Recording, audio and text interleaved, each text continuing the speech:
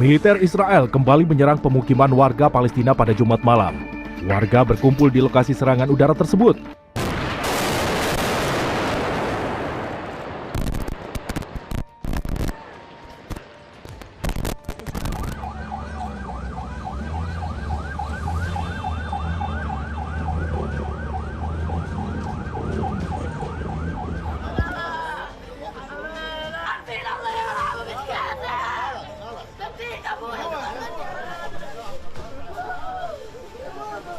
Rakyat Palestina khususnya kota Gaza bisa sedikit bernapas lega. Donald Trump yang biasanya sepihak dengan Benyamin Netanyahu kini dikhianati oleh sekutu terdekatnya.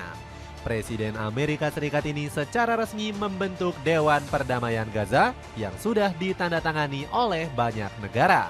Belum genap 12 jam Dewan Perdamaian terbentuk, Israel kembali menyerang dan menghabisi rakyat Gaza dengan keji. Apa langkah yang akan dilakukan oleh Donald Trump? Apakah Presiden Amerika Serikat ini murka karena Dewan Perdamaian inisiasinya sendiri dipermainkan oleh Israel? Cetak Gol coba merangkum rencana Israel kuasai Gaza digagalkan oleh sekutunya sendiri sebagai berikut. Amerika mengkhianati Israel bentuk Dewan Perdamaian. Israel. Kalau kita mendengar negara ini, yang terlintas di pikiran tentunya adalah negara kejam. Gak hanya kejam, negeri Zionis ini juga dikenal dengan sikap orang-orangnya yang ingkar janji. Buktinya sudah terlihat jelas saat Donald Trump mengumumkan gencatan senjata tahap kedua. Sang presiden menginstruksikan Netanyahu dilarang untuk menyerang kota Gaza. Kabar ini disambut baik oleh rakyat Palestina khususnya kota Gaza yang telah hilang dari penderitaan. Namun kamu harus tahu kalau Israel menyerang tanah para nabi di saat gencatan senjata. Mungkin kalian sudah bosan mendengar kabar ini karena Israel telah melakukannya sebanyak 1.200 kali. Sebuah statistik yang menunjukkan sikap tamak dan rakus oleh bangsa Israel. Tujuan bangsa Yahudi menindas rakyat Gaza bukan lagi untuk menguasai Gaza, melainkan sebagai ajang pamer kehebatan dengan memberantas habis etnis Palestina.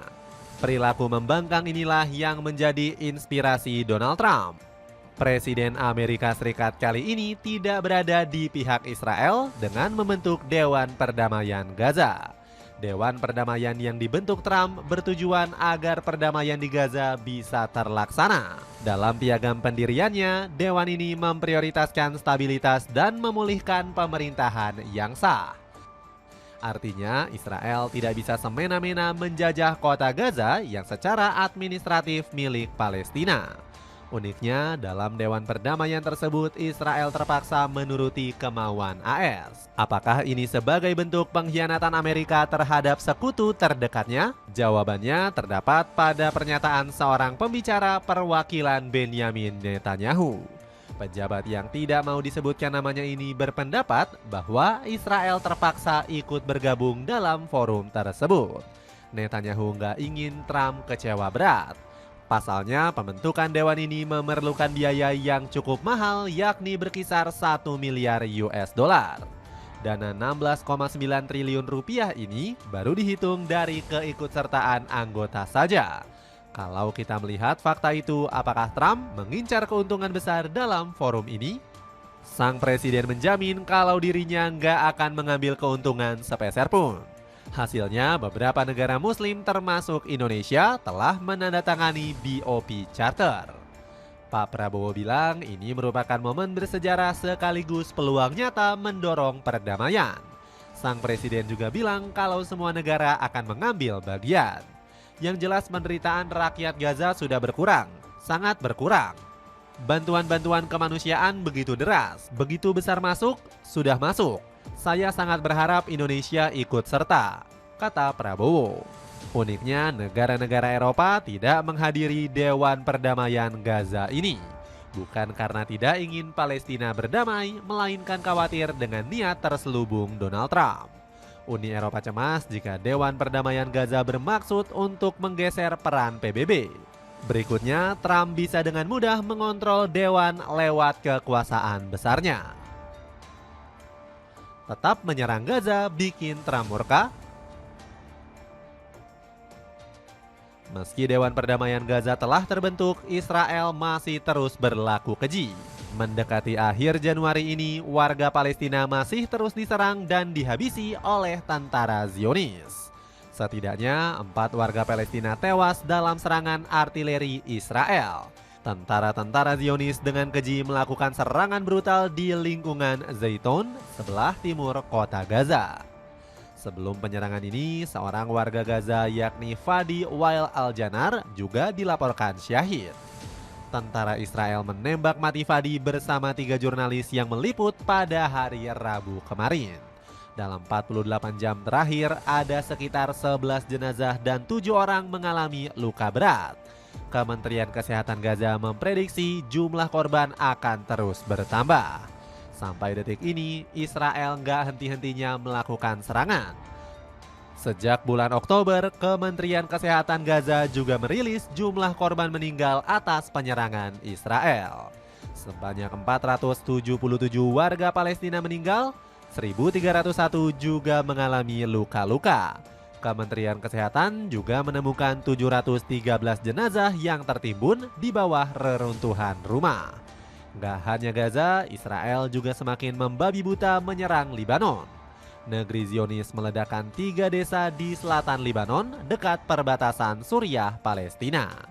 Apa langkah Donald Trump setelah tahu Israel menyerang Gaza saat Dewan Perdamaian sudah terbentuk? Hingga saat ini sang presiden belum memberikan tanggapan resminya. Akan tetapi, mari kita memprediksi respon Donald Trump terkait penyerangan ke Gaza. Bisa saja sang presiden murka karena Israel telah mengganggu agendanya. Apalagi Trump sudah menghabiskan miliaran dolar untuk membentuk Dewan Perdamaian ini. Di satu sisi, sang presiden sudah menjamin bahwa konflik Gaza akan segera berakhir. Pembentukan dewan ini tentu saja perang di Gaza saat ini benar-benar mendekati akhir, tegas Trump. Dari sini sudah kelihatan bahwa Trump sebenarnya serius untuk mengakhiri konflik. Pertanyaannya, apakah Trump murka karena Israel bakal menggagalkan rencananya? Mari kita tunggu pernyataan resmi dari Donald Trump dan langkah apa saja yang akan dilakukannya. Dapatkan jaket anti air yang sangat cocok digunakan untuk mendaki gunung. Cek linknya di bawah ini. Langkah strategis menghentikan kebiadaban Israel. Untuk sementara ini, mungkin langkah tepatnya adalah turut membantu meringankan penderitaan. Indonesia sendiri nggak henti-hentinya mengirimkan bantuan kemanusiaan untuk Gaza. Negeri Nusantara terus konsisten menyalurkan bantuan-bantuan dari rakyat untuk Gaza sejak bulan Agustus. Menurut situs resmi TNI, ada 68 bundel bantuan setiap harinya yang terus dikirimkan. Setiap bundel kemasan dalam box dilengkapi dengan parasut udara. Tujuannya agar bantuan yang disalurkan bisa diterima dengan baik oleh rakyat kota Gaza. Tanpa mengenal lelah, para prajurit melaksanakan tahapan persiapan setiap harinya. Mulai dari pengemasan logistik, pengecekan penerbangan, sampai pelaksanaan airdrop udara. Nggak hanya bantuan logistik, Indonesia juga sedang mempertimbangkan mengirimkan pasukan. Rencananya akan ada 20.000 pasukan yang akan dikerahkan mengamankan Gaza. Panglima TNI Jenderal Agus Subianto menyebut rencana ini sudah ada sejak awal Januari. Saat itu Indonesia secara bangga menjadi Presiden Dewan HAM PBB. Apabila sudah ada kejelasan, kita akan kirim personil RACE ke sana untuk pendahulu, untuk memastikan situasi kondisi di sana dan penempatan pasukan di sana, tegas Agus. Kita juga akan menantikan langkah Trump yang telah membentuk Dewan Perdamaian Gaza. Pertanyaannya, apakah Trump rela mengeluarkan dana untuk mengirimkan pasukan? Kalau dilihat, negeri Paman Sam pernah mengirimkan bantuan kemanusiaan senilai 404 juta dolar di tahun 2024. Pengen sepatu kece dengan gaya hitam formal? Cobain sepatu sneakers dari Zeniva yang juga cocok digunakan jogging. Cek linknya di bawah ini. Itulah ulasan rencana Israel kuasai Gaza digagalkan oleh sekutunya sendiri. Bagaimana pendapatmu? Apakah Israel benar-benar terjepit karena Amerika Serikat saat ini telah melakukan manuver? Ataukah ini bentuk pengkhianatan? Coba tulis pendapatmu di kolom komentar di bawah ini.